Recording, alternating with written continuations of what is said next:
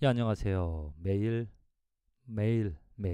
하나님의 말씀을 묵상하며 살아가는 축복된 날들입니다. 오늘 3월 12일 또 하나님의 말씀이 우리들에게 있기에 그 말씀에 소망을 가지고 그 말씀으로 깨달음을 가지고 하루를 살아가게 되어집니다. 출애굽기 23장, 욥기 41장, 요한복음 2장, 고린도후서 11장의 말씀을 통해서 우리가 생각해 보고자 하는 것이 이 지구, 우리들이 살아가고 있는 이 지구에 남아 있을 수 있는 것, 살아 있을 수 있는 것이 무엇일까? 우리가 악을 보면, 더러운 것을 보면 그 더러운 것을 씻어내고 깨끗한 것을 깨끗하게 만들어 나가길 원합니다. 정말 우리들이 원하는 것은 어떤 악이, 더러움이, 불의가 우리 삶에 있지 않기를. 오직 우리들이 원하는 것은 선하고 깨끗하고 아름다운 것이. 지도자를 한번 생각해 보십시오. 그 나라의 대통령을 뽑는데 어떤 대통령을 우리들의 지도자로 세울 것인가? 부족한 사람, 부패를 일삼는 사람, 거짓을 말하는 사람. 어느 누구도 그런 더러운 사람을 세우지 않기를 우리들의 지도자로 세울 수 없을 것입니다. 정말 우리들이 세우고 싶은, 우리들에게 좋은 길로 인도해주는, 좋은 영향을 주고 싶은 사람은 정말 깨끗하고 올바르고 정의감에 넘치는 그러한 사람을 우리들은 지도자로 세우기를 원하죠.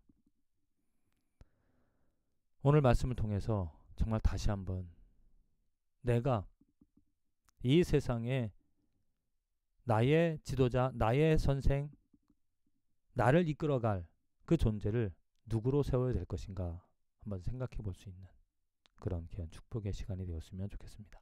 먼저 욥기 41장입니다. 하나님께서 욥에게 어떻게 보면 질책을 하는 것이죠.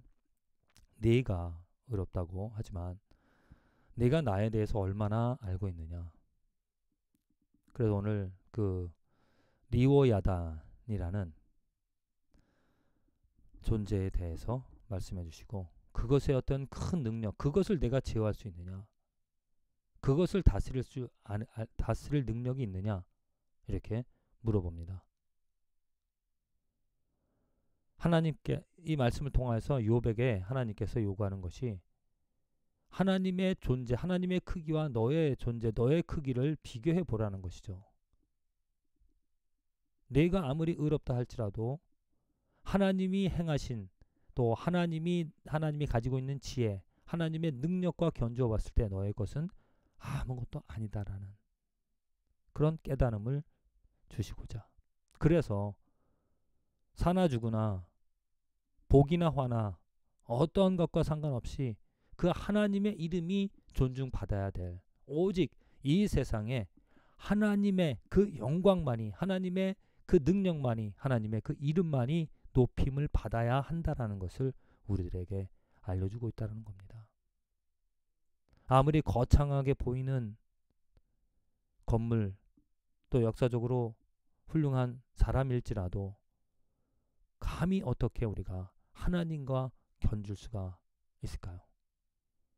하나님은 모든 것을 초월하신, 하나님은 어떠한 것과도 견줄 수 없는, 정말 우리들이 감히 상상이나 이해할 수 없는 그런 존재라는 겁니다. 우리가 완전히 차원이 다른, 그럼에도 불구하고 그 하나님께서 그 하나님의 성품을, 하나님의 조그마한 지혜를 우리들에게 이 말씀을 통하여서 알려주고 있다는 것.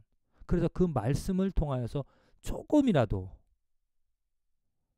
정말 눈곱만큼이라도 그분을 알고 그분을 깨닫게 되어지면 그 지식이, 그 믿음이 우리들의 삶을 변화시킨다.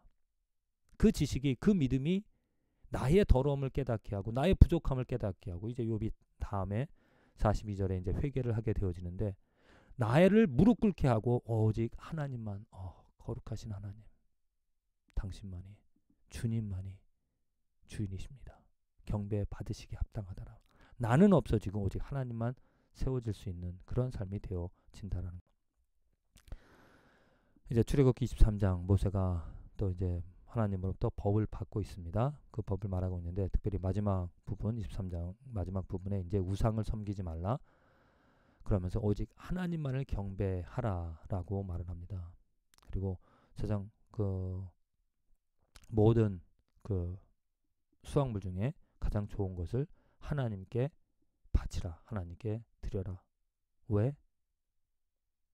하나님이 그것을 받으시기에 합당한 분이시기 때문이죠. 다른 신들을 섬기지 말라라고 하나님께서 얘기하시는 이유가 무엇입니까?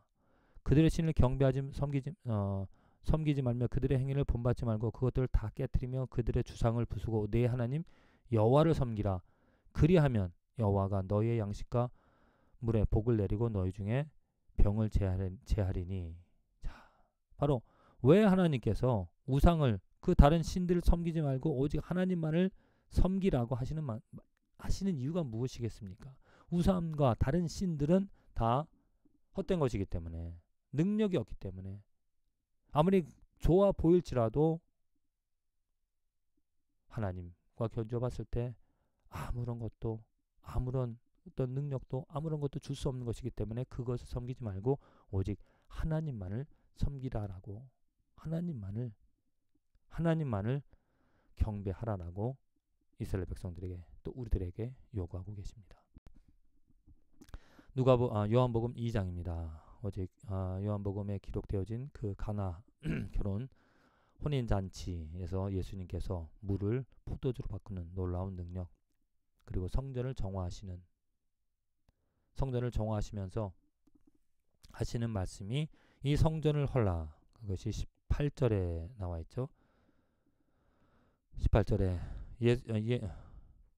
19절 예수께서 대답하여 이르시되 너희가 이 성전을 헐라 내가 사흘 동안에 일으키리라. 유대인들이 이르되 이 성전은 46년 동안에 지었거늘 네가 3일 동안에 일으키겠느냐 하더라. 그러나 예수는 성전된 자기 육체를 가리켜 말씀하신 것이라. 왜 예수님께서 그 성전에 들어가셔서 다 모든 것들을 쓸어 엎으시며 그 성전을 헐라라고 말씀하셨는가? 바로 예수 그리스도의 몸 부활하심. 우리는 어떤 눈에 보여지는 그 성전에 하나님이 임재하심을, 그 유대인들은, 이스라엘 백성들은 명령 때마다 또 절기마다 그 성전에 가서 하나님을 경배했습니다. 그들의 믿음은 그 성전에 하나님이 있다라고 믿었기 때문이죠. 그런데 예수님께서 이 땅에 오셔서 그 성전을 다 헐라라고 말씀하시며 내가 3일 만에 이 성전을 부활시키겠다, 일으켜 세우겠다. 곧 예수 그리스도의 몸으로 우리에게 성전을 주셨다는 것. 그래서 이제는 하나님을 알 수 있고 하나님을 만날 수 있고 하나님을 경험할 수 있는 것이 어디에서 무엇을 통하여? 바로 예수 그리스도를 통하여 하나님의 그 크심을, 하나님의 그 놀라우심을 우리는 보고 경험할 수 있다는 겁니다. 마지막 고린도후서 11장 사도 바울이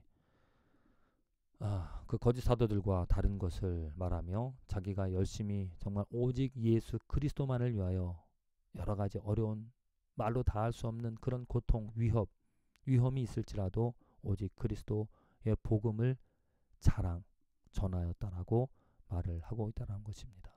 왜 사도 바울이 이러한 정말 그가 말한 것이 23절부터 나오죠. 옥에 갇히기도 더 많이 하고 매도 수없이 맞고 여러 번 죽을 뻔하였고 40에서 하나 가만 매를 5번 맞았으면 40번 맞으면 사형이거든요. 죽는 것인데 3번 태장으로 여러 가지 이런 정말 고통들을 받으면서도 왜 무엇을 위하여 수고했는가? 바로 복음 예수 그리스도를 전하고자 했다라는 것입니다. 바울은 분명히 그 진리를 알았기 때문이죠. 바울은 분명히 오직 이 땅에 진리가 되어지는 예수 그리스도만이 이 땅 위에 세워질 수 있다. 아니, 세워져야만 한다라는 것을 확신하였기 때문에 정말 예수를 전하고자 온갖 위험과 온갖 위협과 온갖 어려움 속에서도 살아갔다라는 겁니다. 그와 견주어 지금 우리의 삶을 한번 되돌아보면 우리들은 너무나 어찌 보면 편한 세상에, 편한 환경에 살아가고 있는지 모릅니다. 편하든 어찌하든 어떤 환경이든 정말 우리들이 오늘 마음을 다시 새롭게 할 것은 어떠한 것인가? 이 세상에 정말 가치 있는 것, 세워져야 되고 남겨져야 될 것이 내가 자녀들에게, 내가 다른 사람들에게 오직 이것만을 붙들어라. 이것만이 살아남을 것이다. 정말 노아의 방주처럼 모든 것이 다 쓰러질지라도 오직 노아의 방주가 떠진 것처럼, 또 이 세상의 모든 불로 심판을 하나님께서 다 하실지라도 오직 예수 그리스도라는 그 보배만이 살아남을 것이라는 것을 우리들은 확신하면서 정말 예수 그리스도 안에서 예수 그리스도를 사랑하며 오늘도 힘차게 살아갈 수 있는 축복된 저와 여러분들의 이 하루가 또 인생이 신앙이 되어지기를 간절히 기도드립니다.